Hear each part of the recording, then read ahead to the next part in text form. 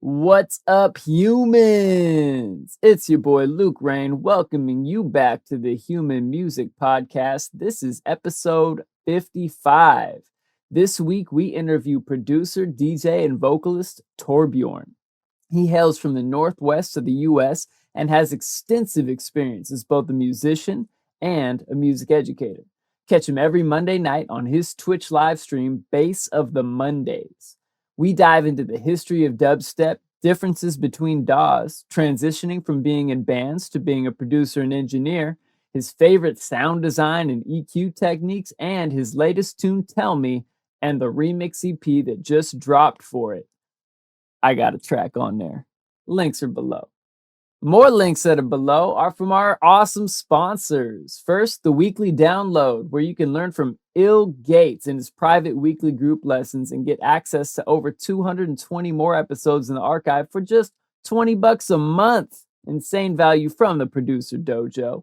Next up, guest practices from the Approach Institute, where you can learn from Seth Drake. He is the best engineer we know. Teaches super high level mixing and mastering knowledge. Those gems, you got to go get them. And with guest practices, your first class is free. Next, Gvngaroo Records music distribution, where you can get unlimited uploads for under $10. Get your tunes to all the goons with Gvngaroo. All right, y'all, without further ado, let's get into the episode with Torbjorn. Yup. Hello, people of Earth. This is Tesco with Rip Kenny and Trap Jesus, and you're listening to the Human Music Podcast. Woo!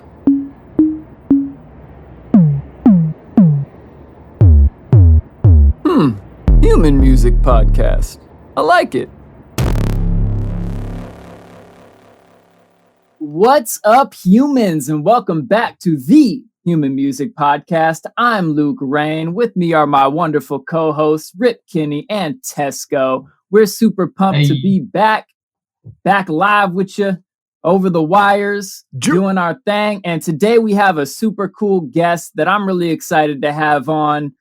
Super dope producer, DJ, vocalist, and probably much more, but that's what we're here to learn about. So Torbjorn, what's up, homie? We want to give you a chance to introduce yourself and tell the world your superhero origin story. What's up, Human Music Podcast? Luke Rain, Rip Him too. and Tesco. Am I pronouncing that correctly? Yes, sir. You got Dude, you know Tesco's like a super famous supermarket in the UK? I've only heard it from everybody overseas. My friend actually, shout out my boy Lurkin Shadows, he brought me a reusable Tesco, what are they called, tote bags or whatever that you use for groceries. So, man, when I would go grocery shopping, I would get stopped occasionally. People would be like, "Oh, where'd you get that? It's so cool." So yeah, shout out my boy Lurkin Shadows. Yeah. You should get some sort of like endorsement deal to only play your beats in their stores. See, that I was thinking like we gotta work out something, man. But Yeah, it's for the UK right. audience. You have to be like Bear Grime and drum and bass, though. Yeah, exactly. Hey, I'm sure we could work something out. I spent a couple of my college years living in the UK, so I'm just mad nostalgic for all the British stuff. And of course, you heard that all the time. It's your artist name. That's my bad. I should know better. But yeah. Hey, all good though, man. Dude, That's funny, man. Just throwing that out there as somebody that also did some study abroad. If anybody's going to college, hands down, the best investment I made in college was doing study abroad. For sure. It doesn't even cost that much more than just a regular ass going to college in the States. Hey, Yeah. and a lot of their programs out there are 3 years instead of 4. So you pay less than the average state college, and it's a year less as well, which is, like you said, the culture and all of that, and coming to adulthood or whatever phase you are in your life and getting a new perspective. Can't put a price on that. Amen. Where in Britain were you at? I was in Northwest. I was in Liverpool. All right, that's what's up. You know, home of the Beatles. Yeah. You know, Port City. Mm-hmm. You know, a lot of history there. That's what's up, man. Sounds like you had a blast, man. Oh, it was great, man. Exactly like the Northwest here in a lot of ways. Just like the freeze, the weather, the music, a lot of similarities. What was the music scene like? I was there from 2008 to 2013. So it was like right when dubstep was no longer an underground thing in England. Yeah. And your average DJ started recognizing like, oh man, people are dancing to this Casper track or whatever it was. That's like when the first time I could ever even go into a bar and drink. I got to do it a little bit early because they got lower drinking ages in the UK than what we have in the States. So it was sick. And I had no idea. I was like coming from rock and punk and metal background and all this stuff. So I literally like every other, ignorant person in the club, I was like, wow, that guy's making that whole track on that mixer. That's amazing. He's no idea. Amazing. Dude, I have to say that is probably like the most interesting time to be in that sect of the world listening to that kind of music, because that was like right when like the original flair of dubstep was being overshadowed by like what they called tear out dubstep at the time, was just more upfront sounds, just like more mid-rangey bass stuff. And then like Skrillex came up, and like I'm assuming everyone that you were hanging out with hated him at the time, because like I just watched a documentary on this, actually, hilarious enough. Like the sentiment was that like up front, like tear out, they called it, dubstep was like kind of already seen as like kind of like too, not cheesy, but like too up front, where like OG dubstep was like about the groove and like extending that groove. And it's like halftime techno ethos, right? Like really riding a groove and like accentuating that. And then like tear out dubstep came along, and like people were like, oh yeah, this is cool. Like Rusko, that's cool. Like we like this stuff. It, tears up the dance floor. So that's good. And then Skrillex came out, and everyone was like all of a sudden associating dubstep with that sound, like really screechy stuff, like way in your face. And everyone there was like, this is not fucking dubstep, you asshole. You ruined it for everyone.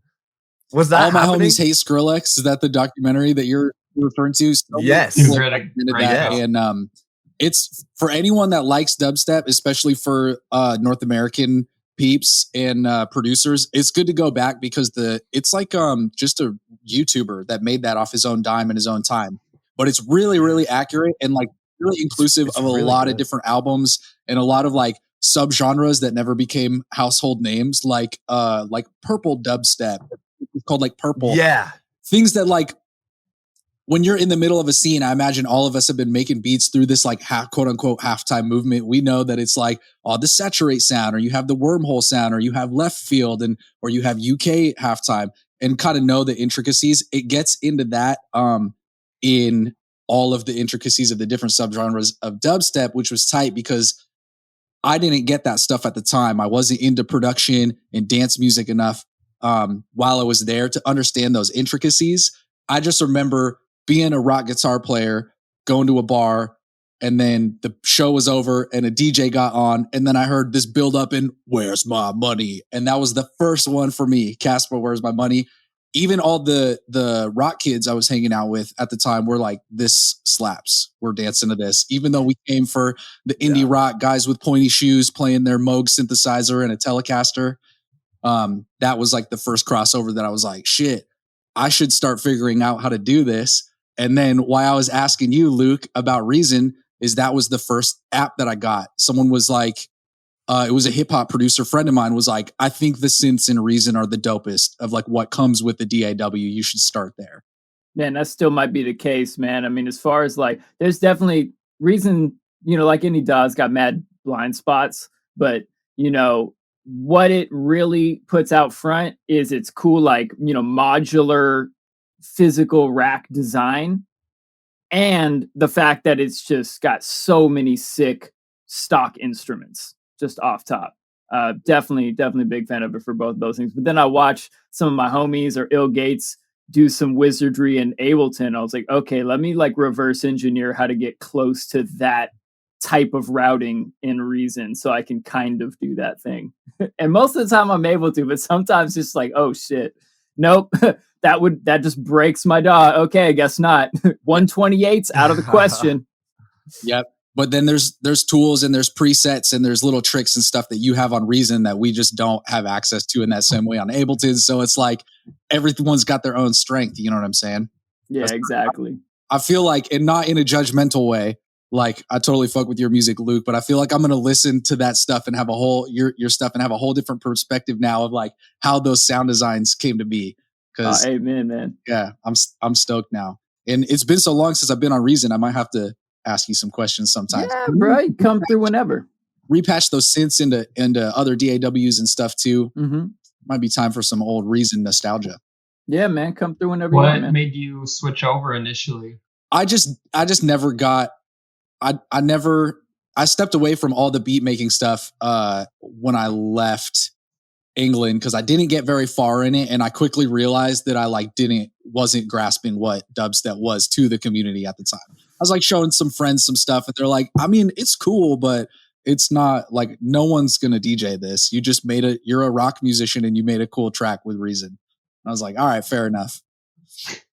Hey, man, but then again, you know, you take that to the nth degree, and all of us, I mean, like, same with Skrillex, right? He was probably messing with some weird shit that wasn't quite clicking for anybody, and then he melded it with dubstep, and it went to the moon.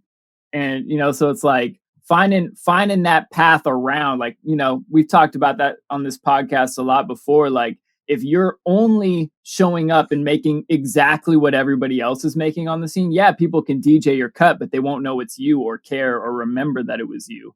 But if you get that thing where it evokes that emotion, even if it's half of the world hates you for it, but the other half fucking turns up to your shit, like that's going to get you remembered. For sure. It is a fine line though, between being like a disruptor and just being disruptive. And I think that's probably how they view Skrillex. Like, I think a lot of styles, like across dance music and rock and pop and you name it, have come from England to North America. And then whoever like was the person that made it become a thing in our neck of the woods was just the person that made it the most shocking. And I think Skrillex is like totally an example of that. He was just like, all right, let's see how loud we can make this. And hey, man, he got my attention. Yeah. It still is a vibe. I don't listen to that as much now because it makes me feel really old listening.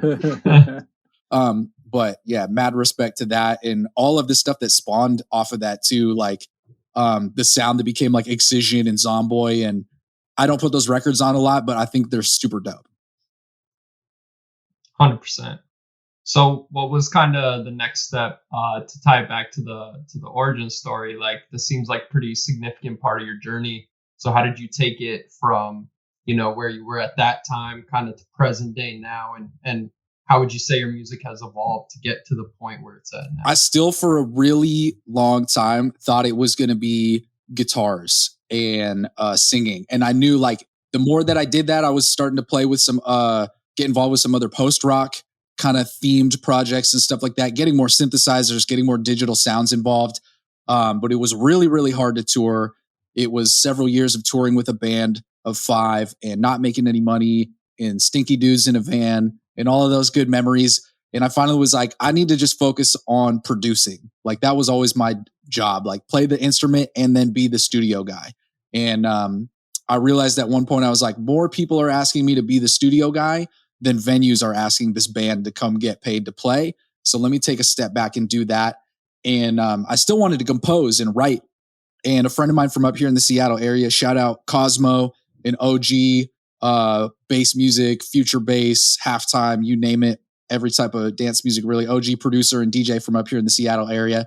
He was like, you need to stop trying to do this on Pro Tools. You need to do something that has more of the instruments built into it. I was like, is it going to be Reason or is it going to be Logic or whatever? And he was like, no, screw all that. Let me just train you up on Ableton. You already do all the music production stuff. You understand mics and sound physics and acoustics and blah, blah, blah. Let's get you to bone up on synthesis. Let's get you to bone up on drum sequencing and sampling and like see where that goes. And that was probably in about 2014 that I got a copy of Ableton and really hit it hard for like the next 3 years. And in 2016, I think next 2 years, I should say 2016, I think was the first label that picked me up on a compilation. And that was Shadow Tricks Music based out of LA. And that was kind of when I was like, oh shit, I don't need to be in a band and I can just write all these songs myself and this is tight and people are fucking with it. And if I still want to play guitar someday or sing someday, I'll do that. And cut to now. And that's what I'm doing in a lot of my beats. Badass. Super dope. Yo, so tell us about that first like label situation. Like, how did that come about? You know, did you solicit for it? Did you have a connection? What brought that up? I was following a couple friends around who were already DJing at some smaller festivals and gatherings. Call it like 5 to 1,000 capacity events with like one decent main stage and maybe a side stage. Organic Festival comes to mind. Early days of the Unts, which actually was probably bigger than what I just described. Emissions Festival, and then off the back of Emissions Festival, just going as a patron, as a ticket holder, and supporting some friends and stuff like that. Off the back of Emissions came Camp Question Mark, which is a camp at Burning Man. I got to get involved and volunteer there. And it was after kind of like my face started showing up as those things at those events, and sort of me just being seen in social circles as some other people that were already doing that, I think was the difference maker. Because I know it's really hard to get that placement when you're a stranger to the label and their whole community. Sometimes you can get through if you've got a really, really strong track, but I think that was like really what tipped the scale for Shadow Tricks, considering my song for that application, was because they had met me, Andrew, which is one of the label A&R, and Trevor, which I think is the other founder of Shadow Tricks Music. They had met me with people that had already been released by the label. I was super fortunate to have friends that were already doing it in that way. And I think for anyone who listening who feels like they're on the outside of the fence in that regard, I think that first placement always seems like the roughest one. And then that once you get it, and you will get it, if you keep trying, then like that really starts to tip the scales and make you seem like a legitimate person rather than just like another kid with a SoundCloud account. Yeah, you get to be cool by association. Just like, just by the way, they already released one of my singles, and here's another one that I'd be willing to work with you guys. Like, oh, word? Those people we respect you? Well, then we must respect you. It's definitely guilty by association. And I think that taught me firsthand that it's not what you know, it's who you know. And after that, I've like really made way more of an effort to get outside of my introverted self and just make sure that people in the community, whether or not there's an ulterior motive of I want to get signed to your label, or you're just another person that I know that makes music and probably has the same hopes and dreams as me, like always make that effort to just be known as like a friend. You know what I'm saying? And it's like never ceased to amaze me how many dope things have happened from just making that effort to know and like talk to as many people as possible. I mean, shit, dude, the reason you're here right now is because it was my first time ever on CDJs, and I was about to open for Ill Gates, and there was like some issue where the sound was just repeating ad nauseum. I was like, what do I do? And you walked in, you're like, oh, no worries, just here. I'll help you figure this out. You just hit this button and then don't hit it again. And we became homies. We made sure to like, exchange contact. I did that remix contest, and then now here you are, like, so wherever you're trying to go, other people are the best way to get there. Yeah. Building good relationships. That was a minute ago, but you threw down a dope set, Luke. That was a good show. Thank you, man. You too, man. That's a vibe. Do you remember what was happening on the CDJ? Was it like an emergency loop? It was like the not the in and out, but on the CDJ 2000 Nexus 2s, there's like a touchscreen button that just starts a loop, and it'll start like a half bar loop or a 1 bar loop or like whatever. And I think someone just accidentally brushed the touchscreen and it just started like going over and over. And there's like one button that will turn that off. It's like the stop loop or whatever next to the in and out. And I think even I for a second was like, dude, what is happening right now? This is nuts. Yeah. Oh shit, let's hit this button. All right, we're cool. Yeah, it's like, all right, nobody hit that button. Yeah, nobody hit that again. We're good. That's awesome, especially for like your first time DJing on CDJs in a club. Like that is nightmare material. If you don't have the boy Torbjorn in there to fucking save the day, you're just like, the stress that hits you as soon as you realize you don't know what's happening and you don't know how to fix it and you're running out of time to fix it. Yeah. That is, I mean, how could you not become friends after that? You basically saved his night. That's amazing. Dude, it's all, you know what I'm saying? It's all part of the game. You got to help people and just be a Gandalf to the community and be there for everyone you can and everyone you can. Yeah. Be a Gandalf to the community. I like that. The wizard always arrives right on time, right? And there you were. I was like, all right, cool. Everything's working. I'm figuring out how to plug all these in. Yeah, totally. That cable right here. Everything's going. Then as soon as it's like, and I'm out of my depth. I have no idea what I'm doing. And then you walked in the door like, let me help you figure that out. That's amazing. I'm glad that way. Okay, so yeah. So we've gotten up through 2016, your first release. You put out an album in 2017 and another in 2018, actually. But I want to start with that first one. So first of all, I fucking love that album. There's some good ass tunes on that. Which one are you talking about? Kids These Days? Yeah. So I'm gonna sound so like snooty right now, like push my glasses up on my nose. And actually, both of those releases with Shadow Tricks were intended as EPs, and so many homies hopped on the remixes. And I didn't realize this until it was too late that Spotify like calls it an album. So I've long since had this idea in my head that I'm gonna release my first album like 15 years into my like dance music or electronic music production career. So I'm gonna have to figure out the messaging on that or whatever, because I feel like they were EPs, but Spotify calls them albums.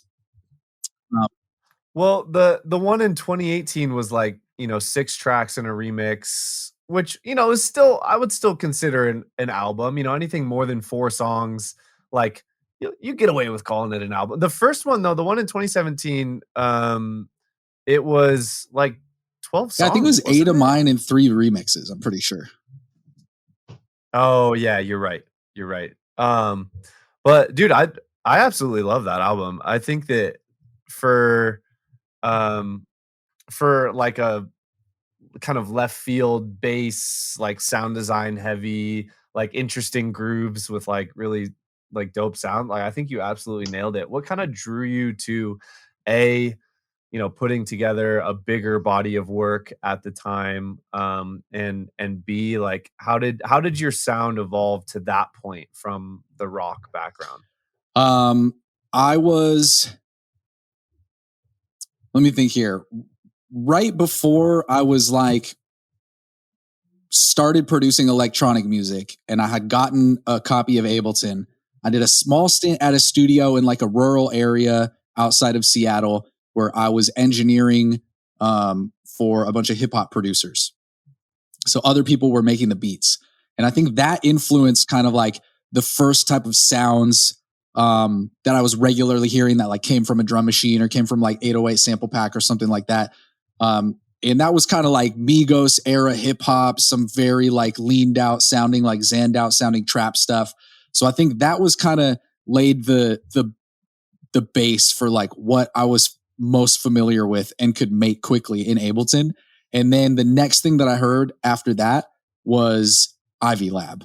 And I was like, this is really tight. This is like all of the like MF Doom era, like Jay Dilla era, like hip hop beats, but like really maximized sonically.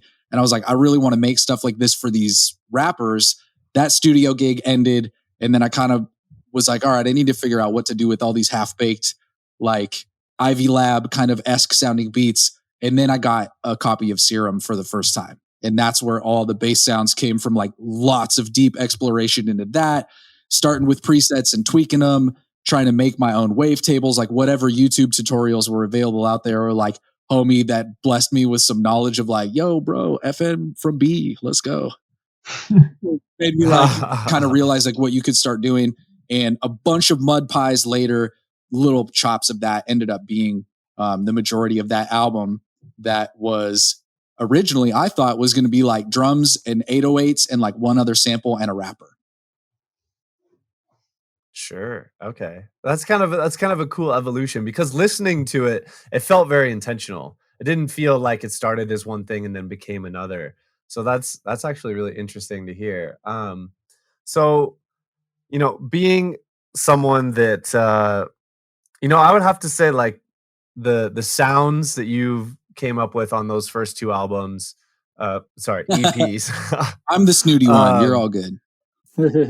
Yeah, are actually some of my personal favorite sounds that I've heard from guests that we've had on this show in a while. So I really wanted to take the opportunity to as a sound design nerd and aficionado myself, kind of dive into the nitty gritty of sound design. Like, what kind of techniques were you using back then, if you remember, and like what kind of stuff are you diving into now? What excites you in the sound design realm nowadays? I think that yeah, great question, man.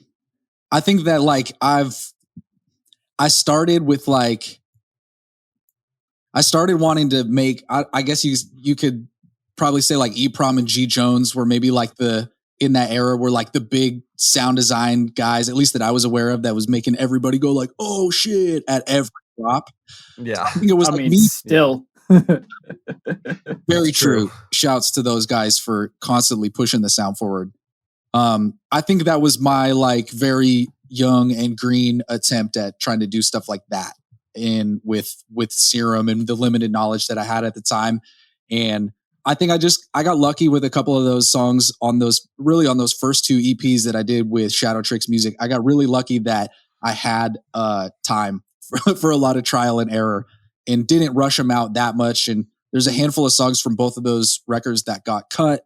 And I feel really grateful with the studio background that I had to know to write more than what you're going to want to put out. And so I still listen back to those and think like, man, I really could VIP this song or remaster that song or whatever, and still feel really stoked about it. But at the same time, I think that if I'm going to go back and try to relive any of the past songs that I put out, which I may do at some point, it'll be to like serve the original purpose that I thought it was going to be, which was to be the music bed for a vocalist, except now I'm like finally confident enough to be the vocalist.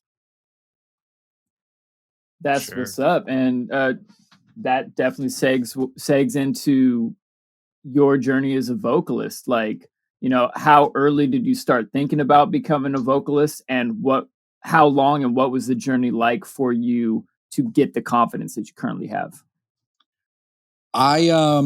I started singing when I started playing guitar in high school, and I was really into like punk and thrash metal and ska and all this stuff. So it was always like just very like you had to be a big personality in all of those styles of music. And the guys that I idolized that were doing that, that I looked up to as a kid, kind of paved the way. Think about like At the Drive-In, Mars Volta, Tool, System of a Down. Like those are like not unconfident vocalists, you know what I mean? So that was kind of the model. But definitely as my career moved on to more of like a hip hop centric thing, that took like a really, really long time for me to actually spit a verse or a hook in that style that I wanted to like show anyone. Cause the first couple tries that I produced or like, you know, tried to produce for something totally got shot down by all my friends. They're like, wow, you sound really Caucasian and you're rhyming every line and you're like everything on the beat. And I was like, okay, I need to do way more research and listen to different music and understand this culture and in the background of this before I try to actually do it. So fortunate to be able to engineer for a lot of hip hop artists, and fortunate that a lot of different people from different communities have come through my studio and been gracious enough to give me some good game, either through me just reverse engineering what they're doing or them actually listening to my stuff and give me some feedback and whatnot. And in 2018, I think it was 2018, I like finally got the team together and started a hip hop group and produced a couple singles with my buddy Joseph. And our group is called Grandmasters. We're kind of like some sort of like West Coast bass, like trap, hip hop fusion stuff. That was like the first couple singles we put out, like big distorted 808 drops, but still like conscious, kind of Ivy Lab-esque beats with us like rapping over it and stuff like that. That's been really fun. But that project has gone in a whole other direction, and I don't know. That might be a whole other podcast talking about that group. But back to like the original punk rock stuff that I grew up on, I really was like, I should probably sing on these first couple tracks because I know I've done that for a long time. I've toured as a guitar player with a microphone in front of me for years. So the songs that I put out in the first quarter of this year were all me sort of like going back to that before I'm going to start rapping on a Torbjorn track. I feel like I kind of got to ease things in because it's very different than what I've put out in the past. It's like a lot of zigging and zagging stylistically here and trying to figure out how to like rein it all in into like one universe, you know?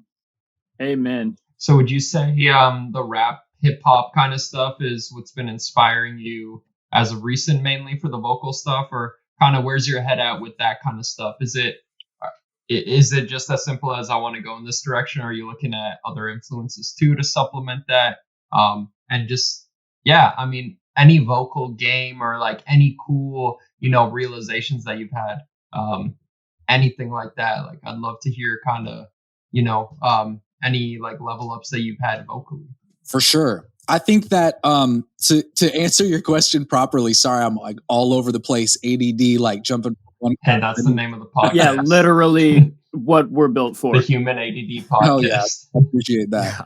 I think moving forward, what's inspiring me right now is like the same level of craft that I'm sure all of us put into like our sound design and little details and having thematic things across tracks and albums, doing the vocal version of that.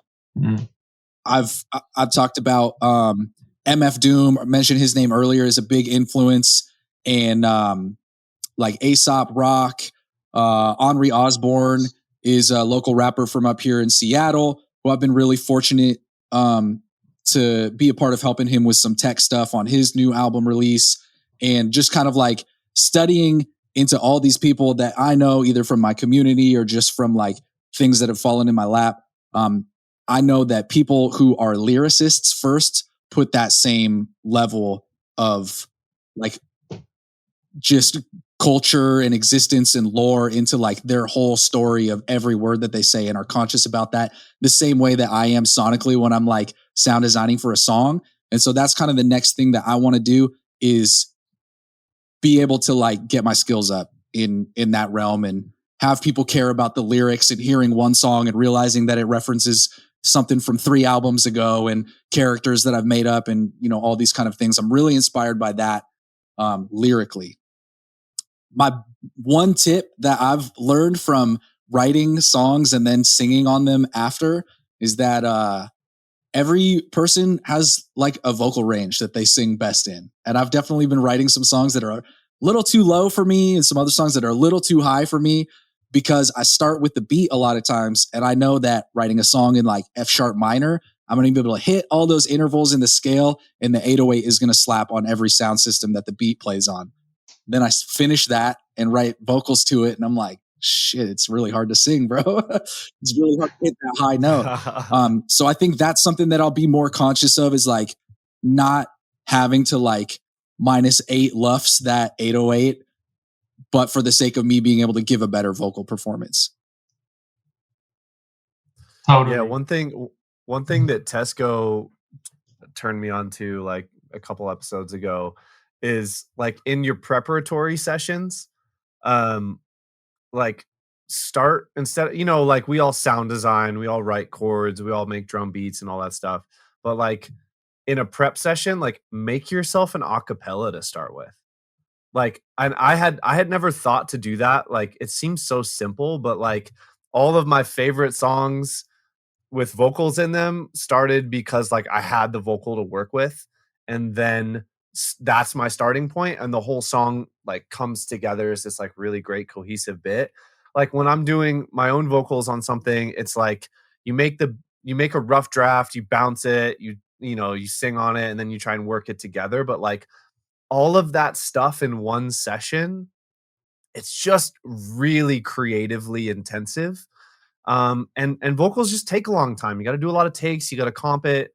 You got to like layer it. You got to get a processing chain working that doesn't sound like such garbage that you can't continue to work on the song because it's annoying you. And so like just writing some chords that interest you and then making an acapella and then just deleting the chords, starting with that acapella and making a song has been something that I feel personally like is a really great way for someone that wants to put the care and attention into the vocals and the beat as equal parts, like you were just talking about. It makes a ton of sense to me to do it like that. But yeah, so I wanted to ask you about like your vocal processing. Um, it's definitely one of the things that I think a lot of producers struggle the hardest with, and especially combined with using your own voice, starting from scratch, completely dry, and then getting them processed to sound good and getting a good take. Like it's a lot to handle. So um like what is your processing chain look like in general? Like how did you learn to process vocals well? Just kind of touch on that kind of stuff.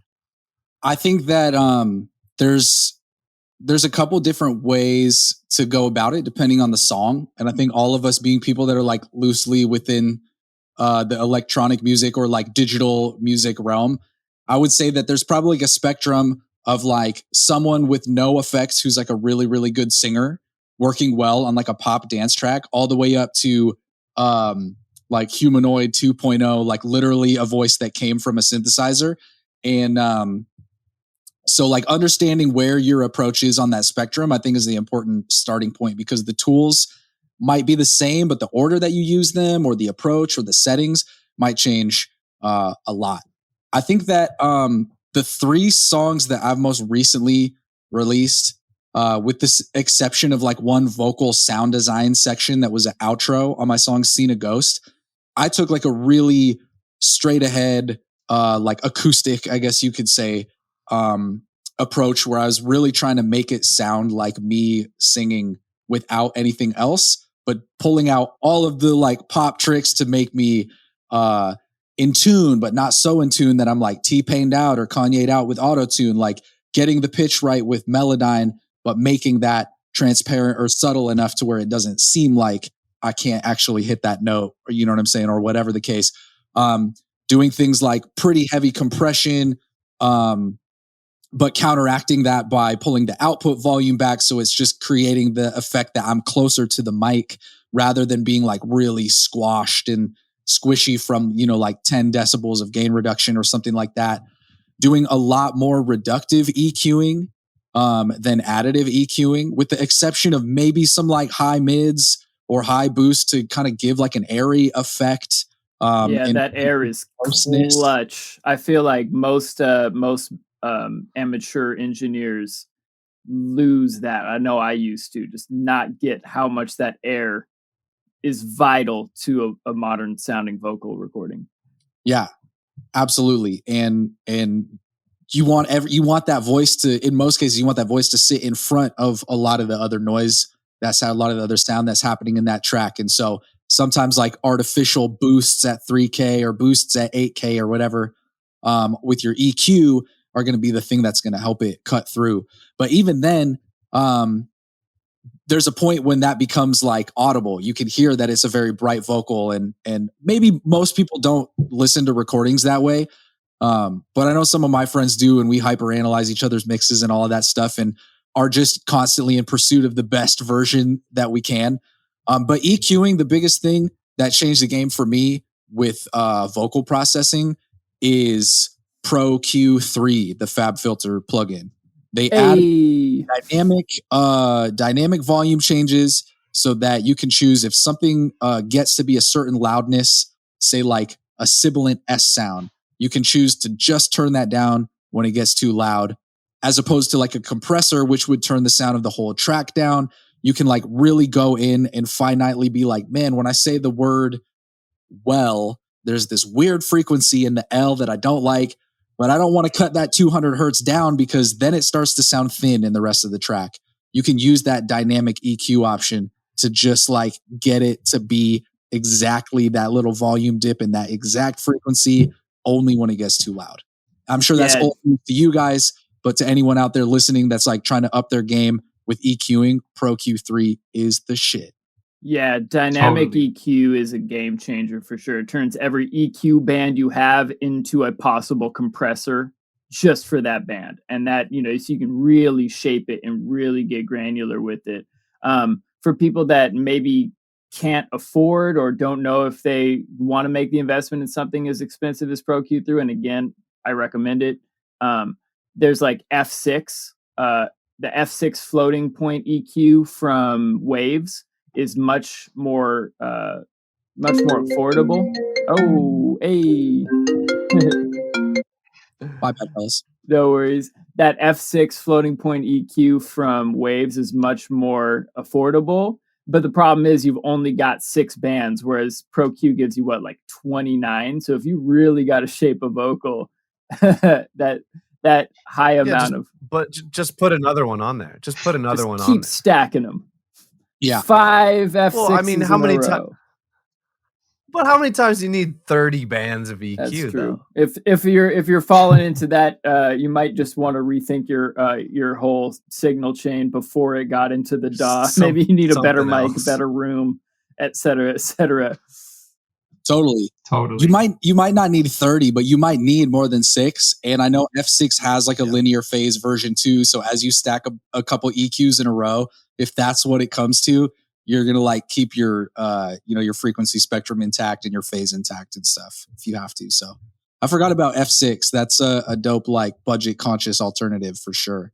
Yeah, it gives you it gives you what you need. It doesn't break the bank. Every once in a while I'll still use it in a place I feel like it's a little less heavy on my CPU. So in a place where I know I've only got to do like 1 or 2 bands for sure, I might pull that out instead of the Pro Q. But overall, I really like the interface of the Pro Q3 a lot better. Like just like the way the controls work, the way it's intuitive, the GUI. I really like that Pro Q3. Plus, it's really easy to only affect the mid or only the side or only the left or right. If it's like a stereo sample that, oh man, that something's really piercing in the right ear, just let me pull that back. Like there's so much flexibility with that Pro Q3. Yep. Amen. So one thing I just kind of want to bring it back to, because listening to your journey so far, I really empathize with, a lot of the points and the last 3 years of my music journey have been really similar, getting into doing vocals, starting with singing, feeling hella Caucasian about it, doing a lot of training to get better at it, diving deeper into hip hop and rapping and working on my voice in that way. And I feel like I went through a lot of the same kind of struggles as you did, if you want to say that, when it comes to vocals. And, some things that I've noticed that were very foreign to me when it came to expressing myself on the mic was like what I'm actually saying and the lyrics and saying it confidently and like, realizing I wasn't using descriptive language and I was using really weak rhymes and I wasn't doing no compound rhymes or internal rhymes or any other like tools at my disposal to kind of get that across because everything was very instrument based. And so I'm curious if you've had, any areas as you were developing vocals that felt kind of out of your range, out of your element, and like what kind of breakthroughs you've had throughout your journey so far and like how you kind of went addressing those like kind of weak spots. It's a handful of like it's a handful of pieces of like technical advice that have helped me. Just if you think about your voice and like what makes up how you make sound with your voice, you've got all these different organs in your throat and your tongue and all these things, and even down to like how your cheekbones are, or like what you might be saying the letter A, but if you say it making your face the shape of an E, it will be a different tone of saying the letter A. How in all these different little intricacies. I've worked with a couple people in the studio who have really graced me with some like good game in terms of that. One that I always remember is like an O sound with your mouth is going to be a duller, darker sound, and an A or an E sound is going to be a brighter sound. So I try to kind of think about that as a spectrum and like how you guys can understand, of course, creatively, like when you would want to have a darker or a brighter sound. There's many things that you can do artistically with that knowledge, but being conscious of like, where am I on that O to E spectrum? And is my chin forward? Is my chin back? You're going to get a brighter or a darker tone with your voice from doing things like that. All the way down to more like stylistic things. My friend Caleb Germain gave me this advice a couple months ago that really sat with me. He's like, man, you're hitting all the notes and you're saying all the lyrics, but you just sound like you care way too much. We're like writing this like heartbreak, like kind of pop song, like Missing You, quarantine sort of theme thing. And he was like, you just sound like you're just like way too into what you're saying. And this is supposed to be like this like sad, like hopeless kind of thing. Like, stop caring so much. Sound like you don't want to be here or something. And as soon as I had that, that weird, again, subjective kind of like creative mindset change and started to like kind of slack jaw a little bit, not worry about my pitch, being intonation, being on pitch as much, all of a sudden then is we were getting the takes that like fit the style of the song that we were trying to create. That's lit. Yeah. That's lit. I really like that advice. Like, because when it comes down to it, so much of why people love a vocal performance is because it's such a powerful conveyor of emotion and attitude. And, like you mentioned, like you can nudge something back in with Melodyne or a similar pitch correction software where you're just like, oh, well, I was like 25 cents sharp on that note, but my attitude and my timing was so good, it doesn't matter. Just nudge it back into place. But the way you said the words matched what the words were conveying and the overall aesthetic of the song in a way that was a perfect storm. Yep. It is that X factor or vibe or whatever you want to call it. I think too, depending on what is accompanying you, sometimes Melodyne, that 25 cent Melodyne fix, it like might be worse. If you're accompanied by synthesizers and things that have perfect pitch and are exactly a G sharp or whatever, like, yes, you want to be in tune with that. But if you're playing an acoustic guitar that's going to, from the heat or the cold in the room, going to get a little bit out of tune here or there, some of those imperfections are like important to that vibe as well sometimes. Yeah, agreed. Do you want to talk a bit about that point on embracing perfection? Because that is another really huge breakthrough for me personally. I felt I avoided for years, and I see with a lot of students, they want things to be perfect, and you always want things to be to the best of your ability. I'd love to hear about your experience with kind of embracing that and how you make it work to your advantage. I think that anyone that has the like spectrum OCD to want their recording to be perfect is like someone who fundamentally is okay in my book. So long as you like, you get to that point of your journey and you're like, oh yes, I did this. And I'm putting the flag on the top of Mount Perfect. And now I have learned that none of this matters, but I know I can do it for when the song calls for it. But now it's time to go make it everything out of time and out of tune and fuck it up and, give it whatever some other type of vibe I think is like the logical next step. And I can say that because that was my experience being like a student of music production and sound engineering. Really, sound engineering first comes from science. And in math and science, we have these like perfect answers. But when science and math pairs something creative, you got to throw some of those perfect answers out the window because not everyone's going to turn up to that track if it's quote unquote perfect. You know what I mean? Yeah, shit can sound too sterile. I remember sitting with a guitar player friend of mine, and we were listening to some like old Stevie Wonder record or something. And there's this moment in the intro that the bass player is jamming out, and the bass string buzzes against the fret super tough. But then he just keeps playing, and it's like, it was the 60s, so you like had one take at that time. It was hard to multi-track and shit, so they just rolled with it. But that guitar player friend is like, oh, you hear that moment? Like that buzz, that's James Jamerson on the bass, and he's just going so ham that it's just like buzzes. That's like my favorite part of this whole song, that little extra buzz. It just makes me remember that's a real dude playing a real bass with real emotion and a real moment. It's like, oh man, I never thought of it that way.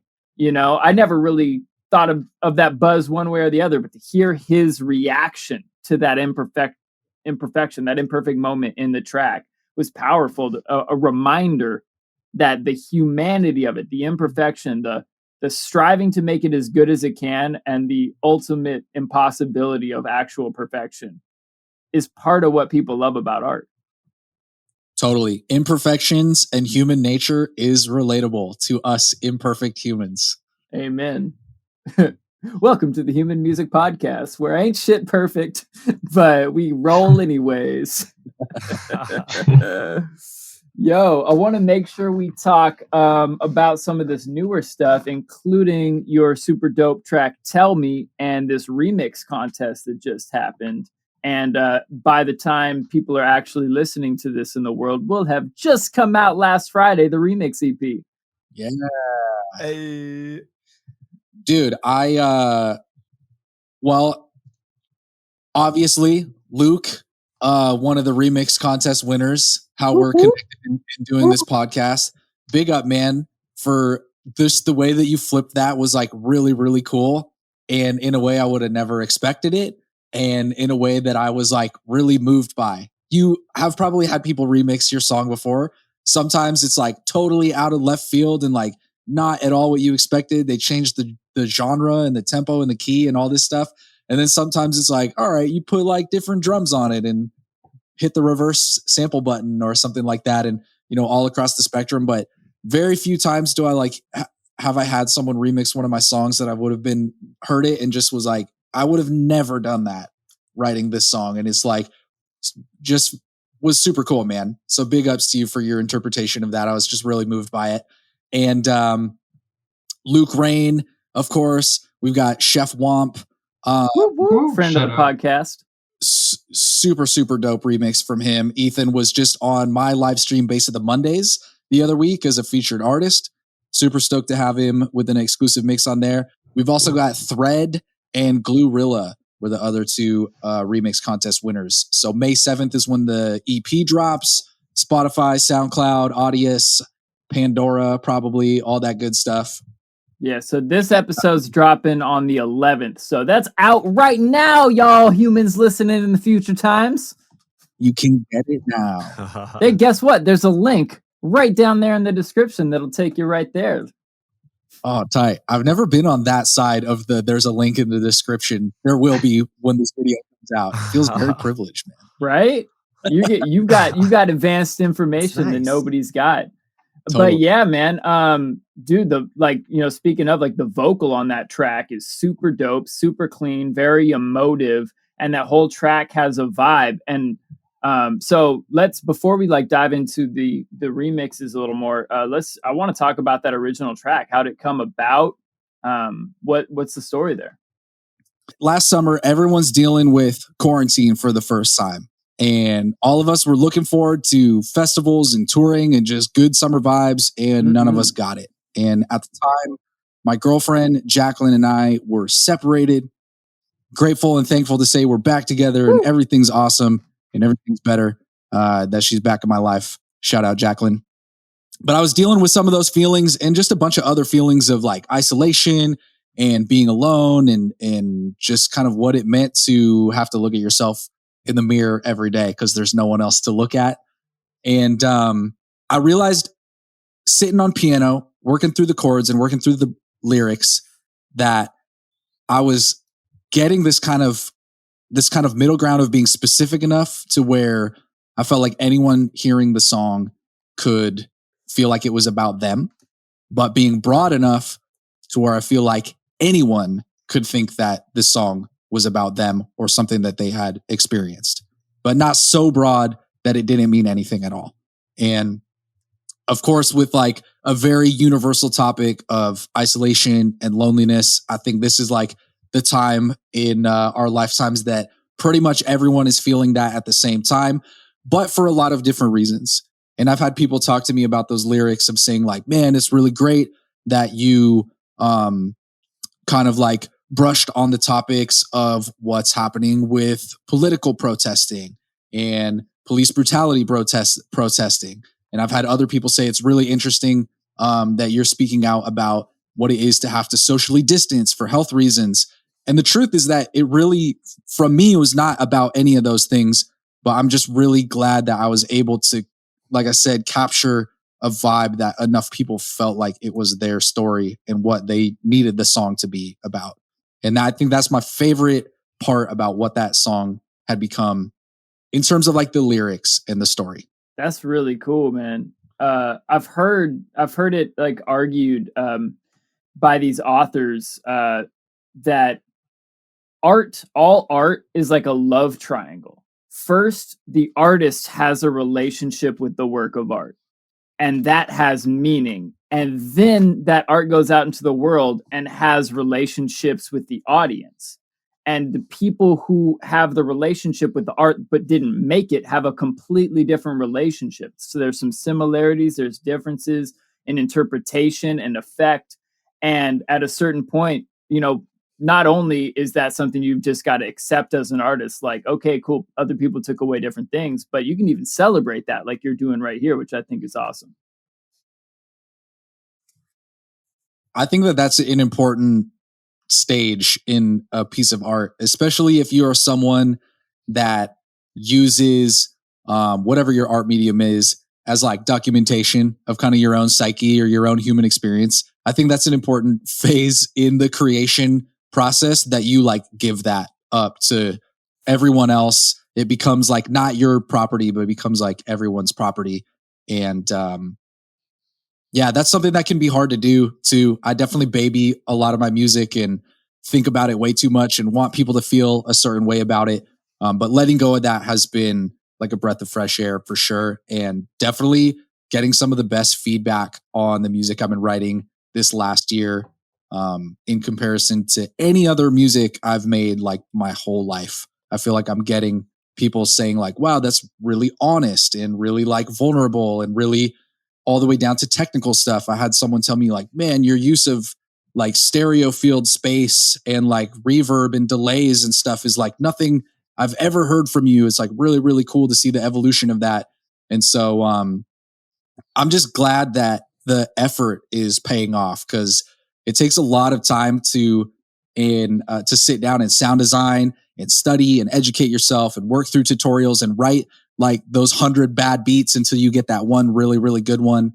And I feel like this song might be that 100th beat after 99 attempts the year leading up to it. So I'm stoked that everyone's like resonated with it in the way that they have. Yeah, absolutely, man. It's powerful lyrics, and like you said, just face value. It's got the power. It's got, the intrigue there. It makes me want to know more about the story and listen to the tune, but it also leaves that plenty of space for any person to fill in the blanks with their own story, which I think is really the trick of a killer, like any kind of popular music vocal, is to, it's similar with like you read any story that has like a hero's journey going on.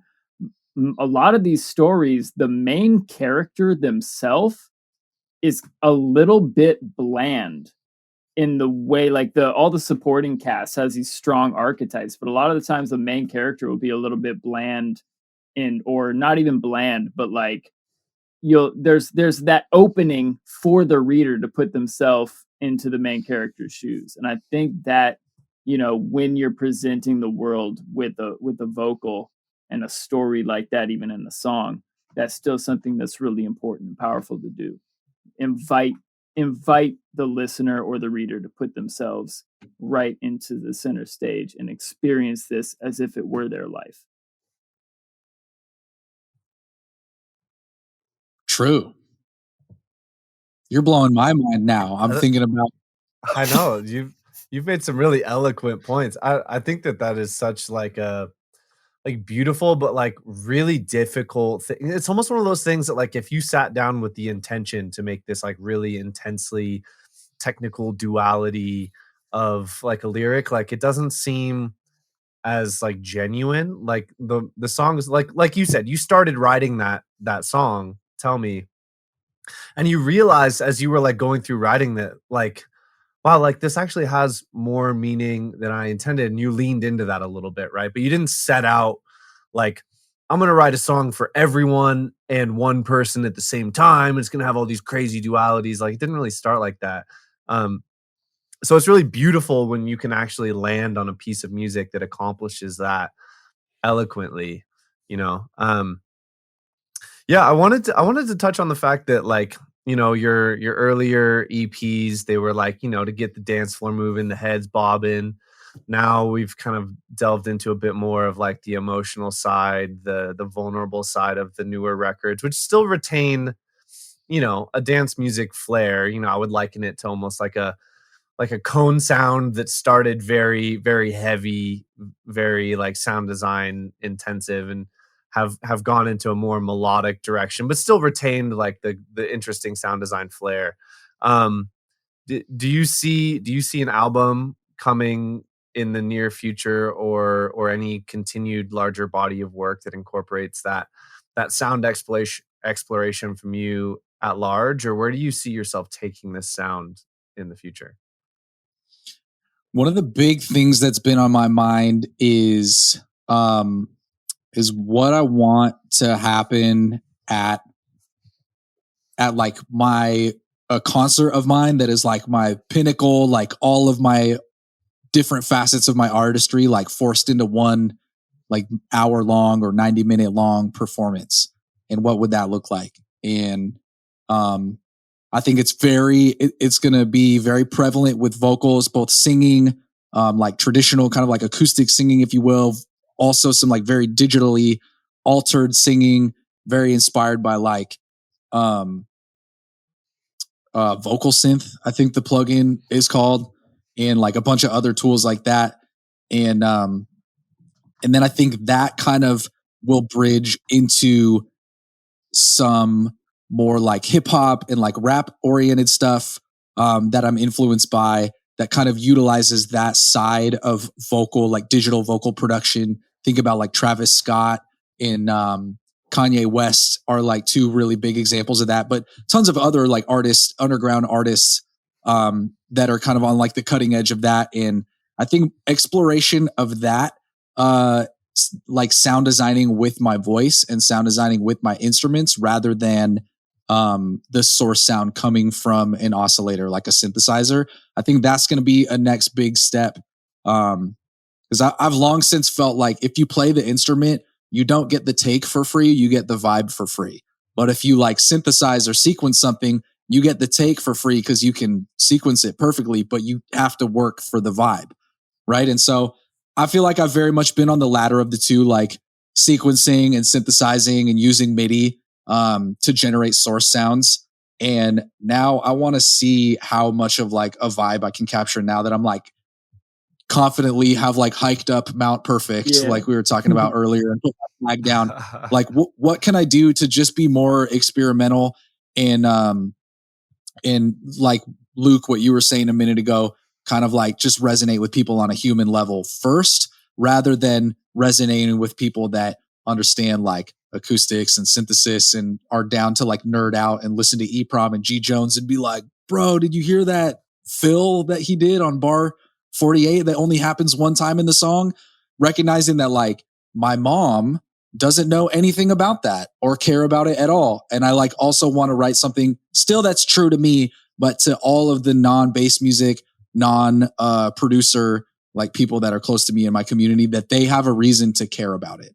And I think that the voice is the universal instrument. So I can see that being a big center of that live concert experience. Because I want all of my friends and fans and family and everyone to be able to have a reason to like pay attention for an hour and like have a good time. Even if it gets kind of like weird and psychedelic and trippy at times, they might have to like bear with that moment when I'm like also trying to have some sick drop in one of my songs, because that's something that really resonates me and some part of my community. But knowing that another part of that concert might be me like taking all of the beats and all of the sounds out and just singing and playing piano for a song. That's dope, bro. Like, honestly, I feel like that's a trend that's happening, you know, in, you know, a lot of different ways, but across music right now. Like, one, just the fact that it's been a quarantine for a hot minute, and people haven't been getting to go out to ragers. A lot of people, I mean, like shit, Zed's Dead just put out a like down tempo chill out album. Like, you know, like Ill Gates was saying a lot of the same things you're saying when he was on our podcast, saying that his next project, he's like kind of building a set of rules for himself where every sound he uses either has to come through a microphone or a hardware synth instead of using so many digital things. So like you said, capture that vibe and that realness instead of getting to climb out perfection. And I think, what do you see as, you know, like the future of your music moving forward? Like, do you think you're just going to keep going in that direction? I know it's not easy to answer always, like where you're gonna go, because you might take a hard left at some point, but you know, do you think you're going to keep going in that direction, get more organic with it, you know, more appealing to different fans of different kinds of genres? I think that stylistically, genre or subgenre or kind of like soundscapes, I anticipate a lot of change over the coming years and a lot of like experimentations. But back to the lyrical continuity we were talking about earlier, I think that's my focus, is to create like just using written word and language and lyricism to create a common thread of like a universe and some recurring concepts and characters and stuff that are sort of like the things that I talk about. And I think that that'll probably be the common thread rather than me like always making dance floor bangers or like taking a sidestep for an EP to write some more like vulnerable down tempo sounding stuff. I think I'm just going to catch a different vibe and want to do a bunch of different stuff. And this is like so corny to say, but the quote that comes to mind is from the lead singer of Offspring. I remember like an MTV interview with him back in the day. They had all these aggressive punk songs, and then they put out Pretty Fly for a White Guy. And I think the interview question was like, how do you go from like political punk to this? And his answer, which I just remember as a kid being like so acceptable to me, is he was like, I just do what I feel when I feel it. And when I feel like being goofy, I want everyone to be okay with the fact that I'm going to get on stage and be goofy. And when I want to be serious, I want everybody to like shut the fuck up and get serious with me for a second. And so I really like appreciate that honesty and kind of just the like authenticity of some like split personality stuff going on there, and kind of resonate with that as well. So right now it's all like harmony driven, vocal driven, like granulator synthesis, mud pies, ad hoc approach. Like, you know, shouts to Ill Gates and like Mr. Bill and a lot of the ways that they're chopping up samples, and their tutorials have like really shaped my understanding of like what's possible when you take your sound design to the max and get really, really crazy and intricate with it. But then also at the same time, shouts to guys like Andrew Huang, who are showing everybody that you can just take a really, really simple, very minimal sounding synth patch and a voice and make something that is like just as emotionally impactful as like the crazy super advanced thing. So yo, and bro, like great way to wrap this all up. I think, man, I think that really puts a bow on this whole conversation, man. Like very, very well said, man. So I just want to make sure we give you a chance to let the people know where they can find you and follow you. And humans, go follow this guy Torbjorn, because I'm really looking forward to what his next endeavors sound like. Man's is hot. So yeah, beatsbytor.com, at beatsbytor everywhere. Got music coming out later this year. All of the songs, including some of the remixes from Tell Me, Seen a Ghost, Liked You Better, and a few other unreleased ones, are coming out on an EP later in like the late spring, early summertime. Getting some final mix downs and putting stuff together for that. I'm on Instagram every day, just like talking about my life and my creative process and trying to be as open with all of my information as possible. I also teach Ableton part-time at an arts high school here in Tacoma. And so my ethos is like, the more people know everything that I know, the more that we're going to be, as a community, be able to put our region of the world like on a map with the art and the music we like. So anything that I do that anyone wants to know, like DM me. I'll definitely make time to just tell you whatever I know and send you stems, send you samples, whatever you need. If I can make time for that, that is going to help you become a better artist. I'm just trying to lead by example, because I hope everyone will do that for each other, and we'll all just achieve our dreams and be the best artists we can be, and all go on a world tour. It'll be great. Amen to that. Love it. Well, on that note, humans, go follow Torbjorn. And this is the Human Music Podcast saying peace. And of course, peace among worlds.